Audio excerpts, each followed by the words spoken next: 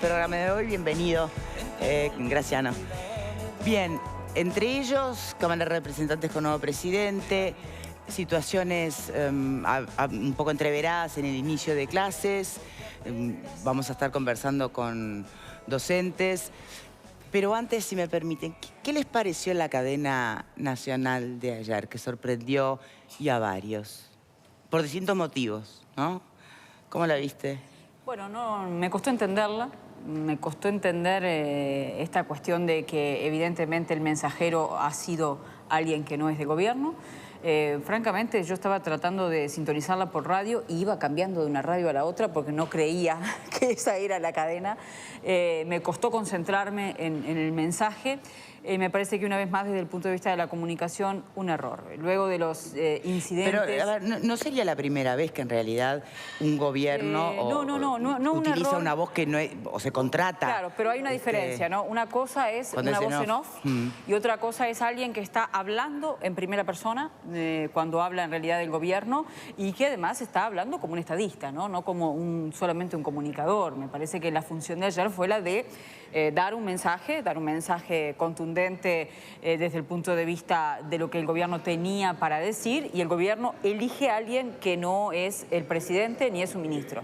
¿En qué contexto? Creo que la última vez que vimos a Vázquez fue, ¿no?, un poco en aquel incidente en la puerta del ministerio diciendo Uruguay, bastante fuera de línea. Creo que era la oportunidad para volver a encauzar esta cuestión, presentarse como un presidente en sus cabales. No da la cara, es alguna lectura que uno... A mí me parece que elige de algún modo no dar la cara y... ¿Es no dar la cara? Yo creo que sí, es no dar la cara. ¿Estás de acuerdo? No es de dar la cara. Lo que creo que lograron es que nadie hablara del contenido de la cadena, sino de quién fue el que los comunicó. Que también es un error, ¿no? Que me parece que comunicacionalmente, no sé si lo que buscaban ese efecto, lograron ese efecto. ¿Cuál sería la estrategia? No, que me la expliquen ellos, no la entendí. ¿Qué opina por aquí? Yo también fui uno de los sorprendidos, pero al mismo tiempo vi en ese gesto la ratificación de algo que ya dije en más de una oportunidad aquí cuando hablamos de este tema. O sea, la falta de un rumbo claro, de un manejo firme, seguro de esta crisis con el campo. Yo siempre he hablado en este caso de zigzag, ¿verdad?, del gobierno, para un lado, para el otro, y cuando se esperaba el anuncio del propio presidente, e incluso en la agenda que publica la Presidencia de la República de las actividades del presidente, estaba previsto que él hiciera uso de la palabra y que él fuera, obviamente, como él ya se había anunciado, el representante del gobierno. Quiero decirte que es la primera vez que yo recuerde, y si alguien tiene más memoria que yo, sería bueno que lo acercara algún dato, pero es la primera vez que yo recuerde que se usara en una cadena de radio y televisión, hablando en nombre del gobierno, la imagen de alguien que no integra el gobierno. Voces en off, hemos escuchado cantidades, incluso en épocas que no eran democráticas, las famosas cadenas de las fuerzas conjuntas, había una voz en off que era la que daba, en fin, la que leía los comunicados. En otras ocasiones creo que también ha ocurrido. Pero comparecer en la cadena de radio y televisión, que es una herramienta que tiene el Estado, es una herramienta excepcional que tiene el Estado para comunicar cuestiones de interés de la sociedad, yo recuerdo es la primera vez que se usa la imagen de alguien que no integra el gobierno. Y ese carácter excepcional de esa decisión de ayer, yo creo que da la pauta de que este tema no está siendo, digamos, el abordaje del tema desde el punto de vista de la comunicación no ha encontrado todavía un camino claro. Como decían los compañeros, el hecho de que todo el mundo quedara sorprendido, a mí me costó seguir el hilo de la presentación, porque estaba tan sorprendido por, digamos, la imagen que veía en la cámara. Esperaba que apareciera Vázquez en algún momento. Y que sinceramente, nunca apareció. Después tuve que leer en la prensa los resúmenes de la presentación para, digamos, adentrarme en los conceptos. Pero como dato aparte, me parece que el ninguneo del ministro del ramo es una cosa ya que sobrepasa cualquier nivel que uno podría aceptar. Ya casi roza la humillación, a mi juicio, el ninguneo que se hace de quien es la cara del Poder Ejecutivo en este tema con el agro. Bien, Ale. Dos o tres cosas. Primero, por lo visto de mis compañeros del panel, soy el único que no la vio. Yo a esa hora estaba haciendo otra actividad. Es más... Yo quisiera saber cuánta gente ve las cadenas. De verdad, creo que nos falta ese dato, ¿no? Me parece que en general solemos hablar de las cadenas mucho más que las personas que ven las cadenas. ¿Se entiende lo que digo? Bien. Igual quiero decir que este es un perfecto ejemplo, perfectísimo ejemplo de algo que yo aprendí con mi maestro Atahualpa del Siopo del teatro, que se refería a la forma y al contenido, ¿verdad? Como a veces la forma supera el contenido, y el maestro nos lo decía, que eso de la perspectiva teatral era un error. La forma siempre tiene que estar al servicio del contenido. Este parece ser un caso, por las repercusiones y por además los resúmenes de prensa que sí temprano hoy leí, en donde la forma superó el contenido. ¿Y la pregunta fue estratégico? Porque bueno, tal vez sea la intención. A diferencia ¿Qué pasaba con el contenido? Yo no creo. Yo creo que si un gobierno quiere transmitir algo, además algo en lo que siento que el gobierno se siente fuerte en cuanto a números, me parece que si ese era el objetivo y terminamos hablando de la forma y no del contenido, daría la impresión que le erramos el bizcochazo. Un solo comentario para la figura del vocero, que es cierto, en Uruguay no existe, no estamos acostumbrados, sin embargo, es muy común en otras latitudes. Claro. ¿Será este el inicio de una nueva práctica? No lo sabemos. Claro, pero creo que es al revés, ¿no? El vocero se va consolidando hasta ocupar determinado lugar. Lo raro es que el vocero aparezca de la nada y sin un vínculo aparente con el gobierno, ¿no? A tal punto tenés razón que voy más allá. Justamente, los voceros hablan siempre, menos en una cadena. Pero a ver, tienen... Bueno, ahí está, porque hay muchas organizaciones... Todos los días los voceros. E instituciones que tienen su secretaría de prensa, que tienen sus voceros. La figura del vocero. ¿Cuál sería la diferencia a la hora de presentar una cadena nacional? Hablando desde presidencia, ¿no? O sea, como vocero de la institución. El vocero integra el gobierno. ¿Tiene que integrarlo? No necesariamente. Bueno, ¿tendría que integrarlo? La Corte de Justicia tiene un vocero, Roxana Barat, hace años y no es bueno, es un funcionario. Perdón, yo quiero decir una cosa. Yo no creo... Es parte de la institución. A mí lo que me parece más importante de todo esto, yo no creo que tenga un rumbo zigzagueante o no claro en el agro, por el campo. Yo creo que lo tiene. Lo que tiene un lío, la gran flauta, es con el tema de la comunicación. Burros. Evidentemente, desde el punto de vista comunicacional, son burros. No tienen gente capacitada y siguen metiendo la pata. Entonces, por favor, hay comunicación gubernamental en serio, se puede aprender, se estudia, utilícenla. Hay mucha gente que sabe, utilícenla porque la están metiendo la pata hasta el cuadril. Bien, ¿Tribuna quiere expresarse sobre esto? Sorprende que no haya sido Vázquez. Todos esperábamos, no solo por el tema del exabrupto de Vázquez, sino porque es un tema realmente muy, pero muy serio y grave que está pasando en este momento. Uno esperaba a Vázquez o mínimo alguien del gobierno hablando claro y seriamente sobre el tema que nos convoca. Y realmente es un golpe a la institucionalidad que se llame a alguien totalmente ajeno al gobierno para hablar de este tema. ¿Pensás lo mismo, Fede? No, yo creo que voy al contenido de lo que decía la cadena nacional.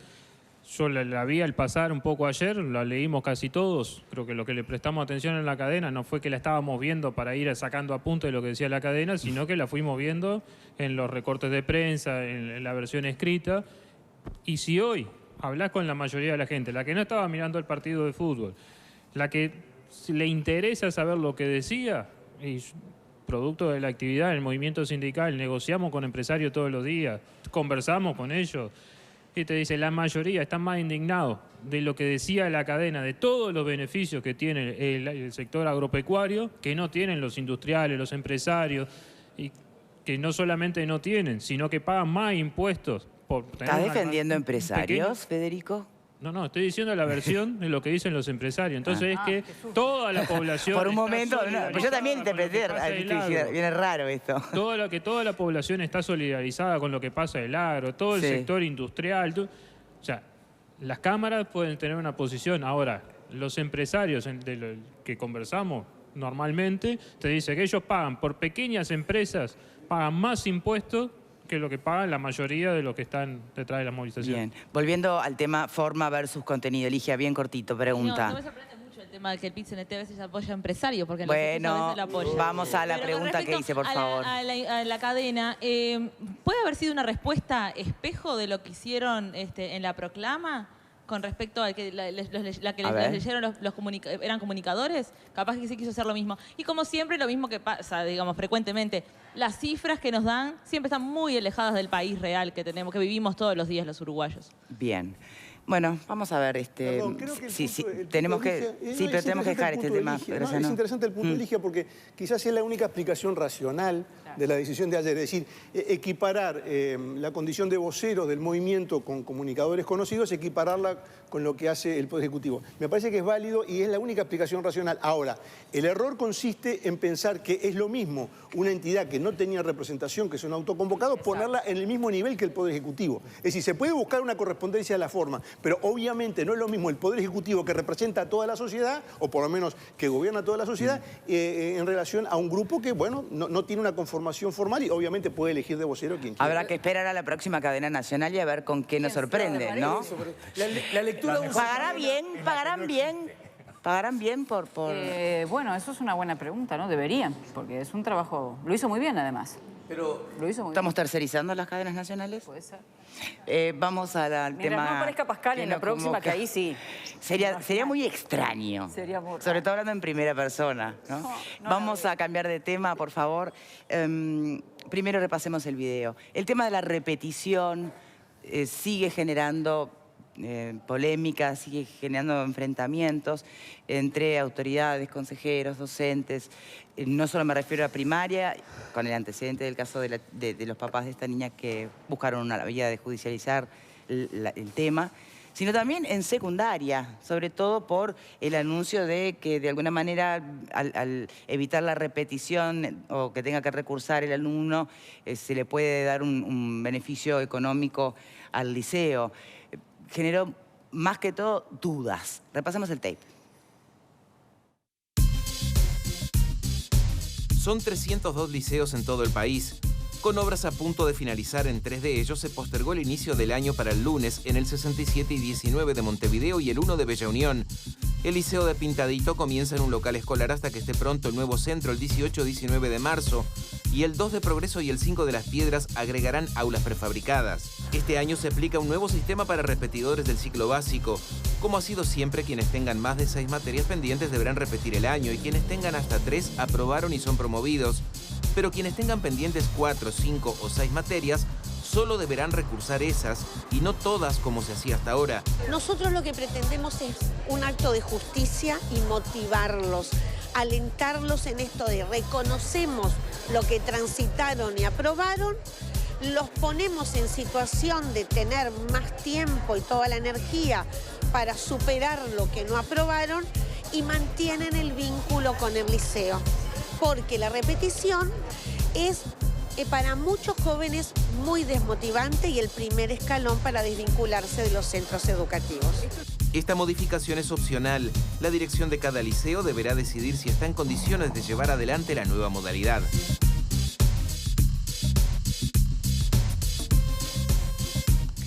Creo que es bastante claro lo que plantea Celsa, ¿no? Porque en definitiva lo hacen desde qué lugar. Intentar reconocer la trayectoria del estudiante. Es decir, te pueden haber quedado 4 materias, pero en las otras te fue muy bien. ¿Qué sentido tendría? Estamos hablando de secundaria, ¿no? ¿Qué sentido tendría tener que recursar todas las materias? Esa es una forma de verlo.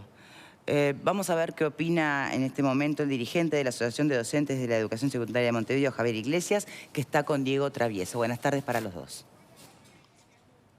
Victoria, ¿qué tal? Muy buenas tardes para todos. Escuchamos en el tape entonces la información y vamos a preguntarle a Javier Iglesias y le damos las muy buenas tardes. ¿Por qué FENAPES, por qué ADES está en contra de, se podría llamar repetición o recursar en este ciclo básico a los chicos que quedan con 4, 5, hasta 6 materias pendientes para el año siguiente? Buenas tardes primero. En realidad estamos en contra diría por 2 grandes motivos. Por el procedimiento, cómo se aplica esto, y por el contenido.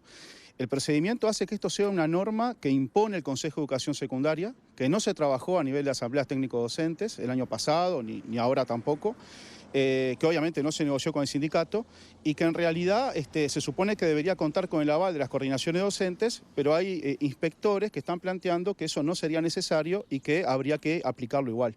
O sea, nosotros entendemos que cualquier cambio, y especialmente un cambio en el pasaje de grado, en el reglamento de pasaje de grado, como implica esto, necesariamente debe ser discutido técnicamente antes de implementarse. Tiene que ser muy discutido, muy debatido, muy entendido por el cuerpo docente, y eso se eludió. O sea, esto se aplica prácticamente sin anuncio.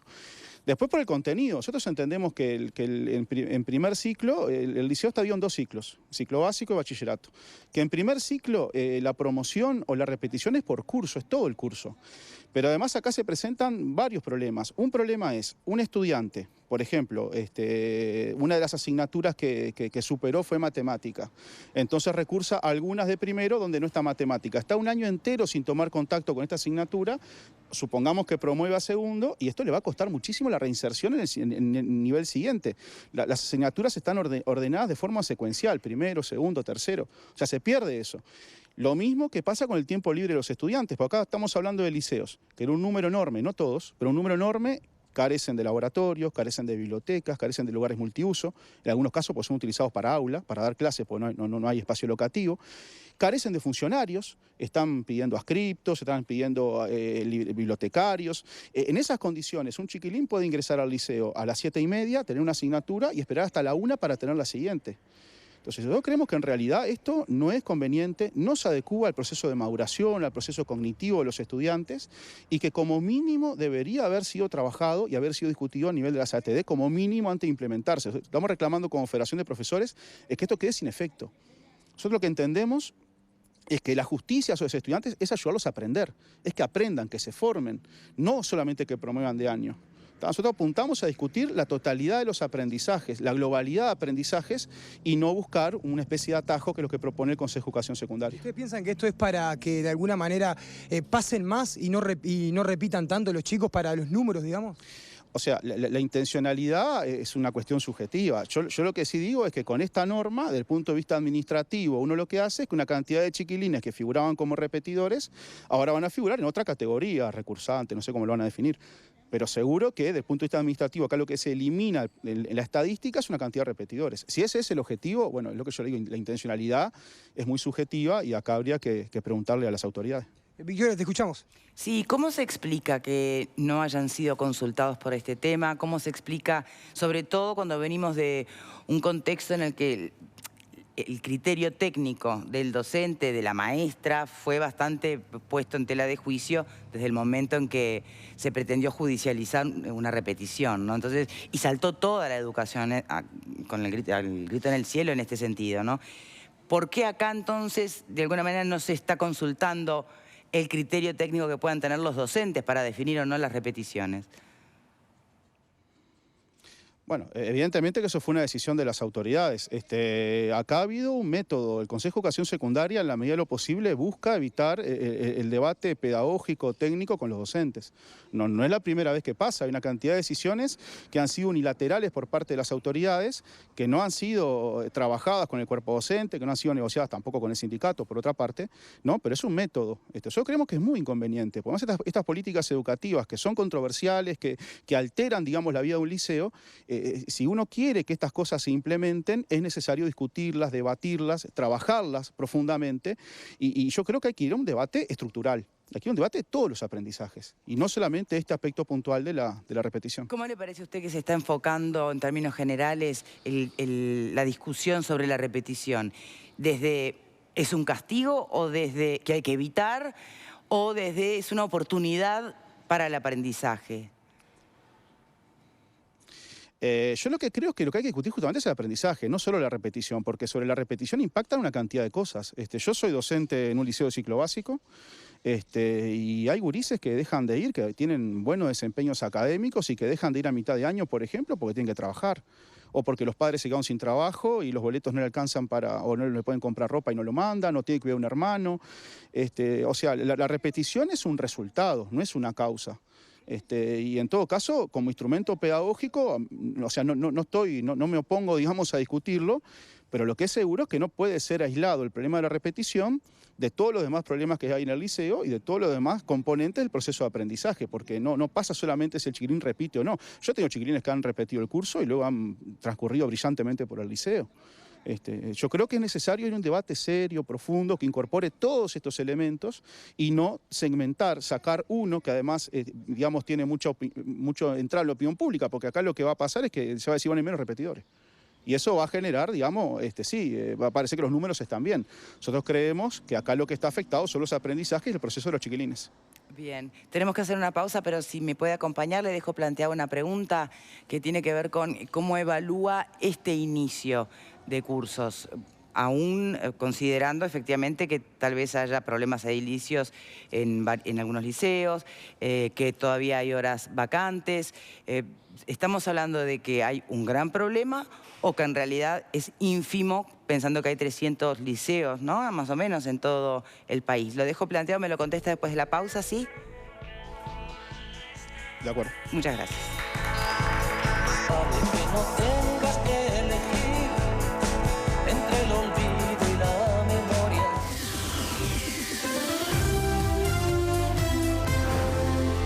¡Felices! Se agrandó la casa, lo logramos, Juanchi. Estamos acá estrenando la columna recargada. Quisieron agrandar el equipo. Otra rubia. A ella, a Manu da Silveira. Manu, ¿cómo andás, querida? Pidieron una banda. Yo te quiero con limón y sal, yo te quiero tal y como estás, no hace falta cambiarte nada. Pidieron invitados. El amor es para los giles. Esa frase. Sí, soy un gil. Y encima, horario central. Es videos, es diversión, es familia, es pasarla bien. ¿A quién se le ocurrió decir que sí? ¿Qué está tratando de hacer? Porque el juego no es... ¿Pero es Paola mismo? Es Paola.